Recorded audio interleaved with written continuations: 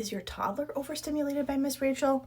Or is it you? Because as a pediatric SLP, when I see Miss Rachel's show, it's like I'm watching a video of myself doing early intervention. That's where she got her techniques from, is from speech therapists. I've seen a lot of discourse lately about lower stimulating versions of Miss Rachel, or a goth version of Miss Rachel I've even seen, which I've not seen any of these lower stim versions of Miss Rachel. And if your kid likes that, great, awesome.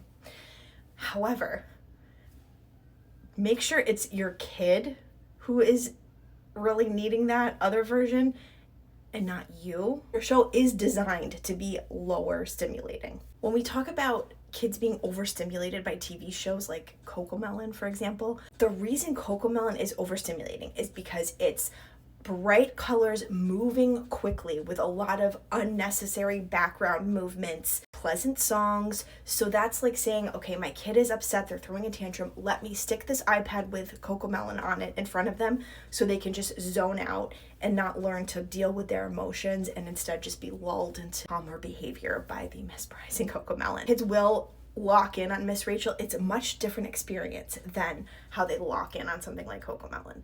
So think about if you're just with your child without a screen, they're having a tantrum, and you try to redirect them. Think about, how would I redirect a baby, a young toddler? I would try to distract them with something like a toy. Look at this ball. Ball. Squeak, squeak. It's a squeaky ball. Squeak, squeak, squeak. Boop. The ball touched your nose. Boop. The ball touched your nose. That's going to bring them out of their meltdown, maybe, hopefully, possibly, and redirect them to something more positive. But you're not just cutting off their emotions by doing that. You're redirecting them by engaging with you.